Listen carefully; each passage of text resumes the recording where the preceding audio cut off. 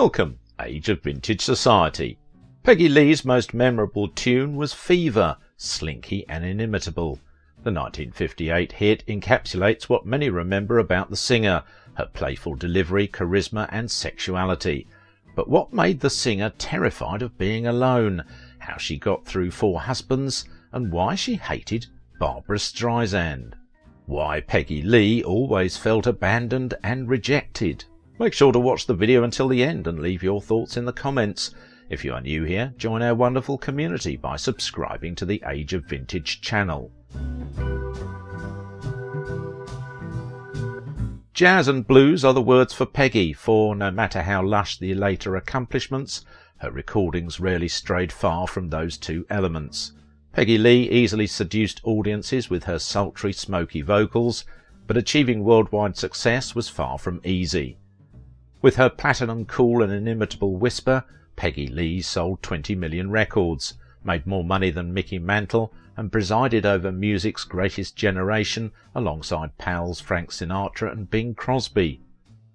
She swung with a sense of humour and handled lyrics with an uncynical knowingness, letting you in on the little secret of whatever song she happened to be singing, or at least letting you know that she had a secret.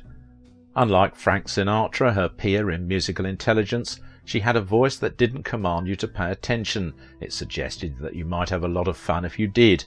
There was something about Peggy Lee that didn't invite a listener all the way in, though that quality, instead of being off-putting, made the intimacy she did allow feel special. By any commercial account, Peggy Lee's life was a huge success. In a 60-year career that covered the glory days of big band swing, cabaret clubs, cool jazz and rock and roll, she sold more than 20 million albums, was nominated for an Academy Award, wrote and performed dozens of her own songs, including 4 in Disney's animated Lady and the Tramp, and published an autobiography and a poetry collection.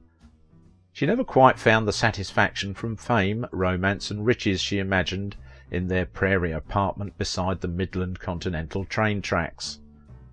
When Dragnet's Jack Webb cast her as the remorseful alcoholic cabaret singer Rose in his film Pete Kelly's Blues, he and the critics noticed that the part was exactly Peggy Lee. Nonetheless, 4 marriages, countless lovers, hypochondria and a crushing workload didn't stop her from creating a stage persona that seduced millions and won adulation.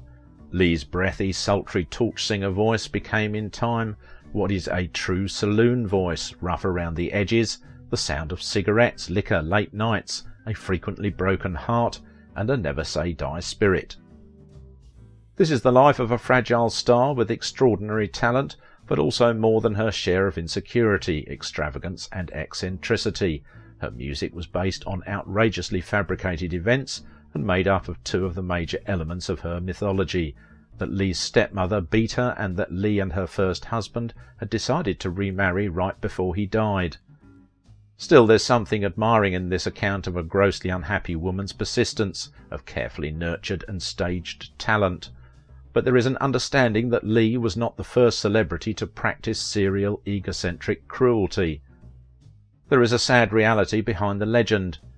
Peggy Lee was a deeply troubled and delusional woman who was desperate for love, oversexed, afraid to be alone, in the grip of addictions to booze and tranquilizers, and increasingly living in a fantasy world of her own creation. This video will take you behind the glamorous facade to the ambitious, often disappointed Miss Peggy Lee, who never had enough money, lovers or booze and pills to leave her hard-luck small-town past behind. And Lee's upbringing was far from glamorous. She had the quintessential unhappy childhood. The woman who is to become the wise-to-the-world Lee was born Norma Dolores Egstrom in North Dakota. She was the daughter of a hard-drinking railroad man and a mother who died when she was 4. Her father remarried a woman who was allegedly abusive to Lee. The stepmother probably did detest Lee and did abuse her emotionally. She beat her daily, hit her over the head with a frying pan, whipped and kicked her, and dragged her around by the hair. She recalled trying to poison herself by drinking bleach. The story picks up steam at the same time Lee's singing career does. But they say that was just mythology that she created around herself. Her close childhood friend from North Dakota who saw Lee daily, and she recalled no bruises, no cuts and no black eyes. Lee never mentioned any beatings as a child. But Peggy Lee came to believe her own stories. There is no doubt that her father was emotionally unavailable and her stepmother was cold, but it was Lee's insecurities that transformed her childhood into an abusive fantasy. She sang professionally with KOVC Radio in Valley City. She later had her own series on a radio show sponsored by a local restaurant that paid her a salary in food. With an alcoholic father, wicked stepmother and 2 devastating house fires in 6 years, Lee didn't write the lyric, "Is that all there is to a fire?" but every time she sang it, she certainly knew the answer. Music became her escape from a grim reality before finding fame. One of the earliest lessons Peggy Lee ever learned about singing was the power of understatement. Lee not only began singing in the glee clubs at church, but she also began touring with an orchestra. At age 14, she earned 50 cents a night at gigs for local PTAs. One day, she boarded a train, following her muse and hoping her music will lead her someplace better, and it does, to the pantheon of great American singers. Lee eventually arrived in Hollywood with just $18, supporting herself as a waitress in between nightclub gigs. When Peggy finally found her saviour, Benny Goodman, also known as the King of Swing, hired Lee to sing with his band after hearing her perform at a Chicago hotel. He put her on the map. He hired her as the vocalist for his big band era orchestra in 1941. Lee deemed her 2 years with the group invaluable, for she learned the importance of practice, discipline, and the interplay between singer and musician. In early 1942, Lee had her first #1 hit, "Somebody Else Is Taking My Place," followed by 1943's "Why Don't You Do Right," which sold over 1 million copies and made her famous. She sang with Goodman in 2 1943 films, Stage Door Canteen and The Powers Girl. Lee had hits like It's a Good Day, Lover, and Fever, her biggest prime of life success, which was considered shockingly sexual. Peggy had this air of strangeness and mystery about her that you couldn't quite identify when you heard her sing. She learned to sing everything from swing to blues, using her voice like an instrument, always with an emphasis on the beat. Considered one of the most jazz-orientated vocalists in popular music, Lee swings as intensely and eccentrically as Billie Holiday. Lee fell head over heels for Dave Barber, a guitarist in Goodman's band. They married in 1943 and had a daughter named Nikki. Lee briefly quit singing to focus on her home life, but the marriage fell apart. The couple called it quits in 1951. Lee and Barber nearly reconciled after he conquered his alcoholism, but he passed away in 1965 at age 53.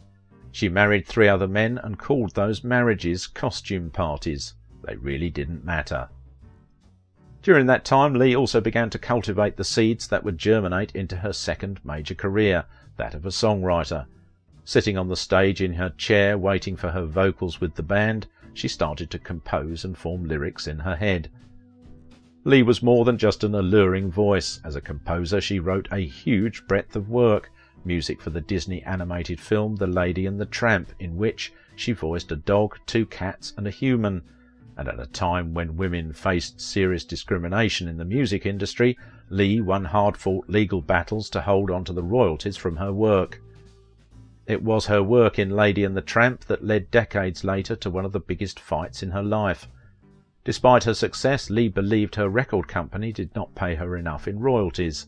In 1991, she won a legal judgment against Disney after she sued for a portion of the profits from the videocassette sale of the movie, citing a clause in her contract with the studio barring sale of transcriptions without her consent. She sued the studio for video royalties, fighting doggedly for 3 years to win a $2 million settlement. And when fired in 1978 from her long-standing gig performing at New York's Waldorf Astoria, Lee seemed to slip walking through the hotel. She then sued the hotel for millions. She enjoyed a grandiose lifestyle, but barely had enough money to support her luxurious tastes. She spent lavishly, and even in her final months in hospital she demanded a luxury suite and around-the-clock security.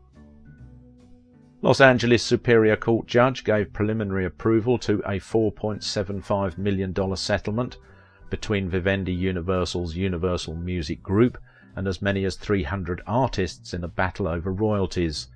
Lee was the lead plaintiff in that suit, stemming from her years recording for Decca, which Universal now owns after a series of takeovers. But Lee never lost her passion for music. The celebrated songwriter also held the publishing rights for her songs. She recorded more than 600 songs in her lifetime. After a succession of hits, she became a Hollywood success, with films including a 1952 remake of The Jazz Singer and Pete Kelly's Blues in 1955, winning an Oscar nomination for Best Supporting Actress. But her urge to escape reality drove her to wreck her career with alcohol and later tranquilizers. At a Warner Brothers party, she became so drunk that the studio chiefs never gave her another movie. She sang and took a bow, but was too drunk to stand up straight again. The chiefs watched in horror, but a bigger embarrassment came several years later when she performed for President Richard Nixon at a White House state dinner. The alcohol kicked in, and although she had been told not to approach the president, she kissed him on the cheek. By late 1958, the stress of her workload began to have its effects. Lee's old throat problems re-emerged, and she was forced into a 7-month retirement, only to return in 1959. In addition to months-long appearances at the club, Lee embarked on a string of television specials and travelled to Europe for dates in Paris and London, among other places. But during a performance in New York in the early 1960s, Lee had to be rushed to the hospital after collapsing on stage from what turned out to be double pneumonia and pleurisy. Even worse, she was diagnosed with diabetes. She was a very frightened woman. She hated to be alone. She would have staff stay talking to her in bed until she fell asleep, often not until the early hours of the morning. She would fill that emptiness with sex if she could. Peggy Lee put the moves on men and had a lot of short affairs. She seduced many of her musicians, and if her prey had wives, so much the better. Lee tried to find solace in sex and needed a man to ease her solitude. Frank Sinatra would leaf through his little black book searching for a bedroom companion late at night. He would call Marilyn Monroe and Judy Garland, his latest showgirl conquests and his favourite hookers. When all else failed, Sinatra called singing star Peggy Lee, always sure that she would come running. Her second marriage was to hunk Brad Dexter, who was one of the Magnificent Seven. He complained she wouldn't let him out of the bed their entire honeymoon. Her third husband was toy boy actor Dewey Martin, following a whirlwind romance. But he was abusive, and Lee told friends, instead of a wedding veil, maybe I should have worn a crash helmet. Lee's daughter Nikki grew up wanting for nothing except her mother's attention. She was mostly raised by servants as her mother worked.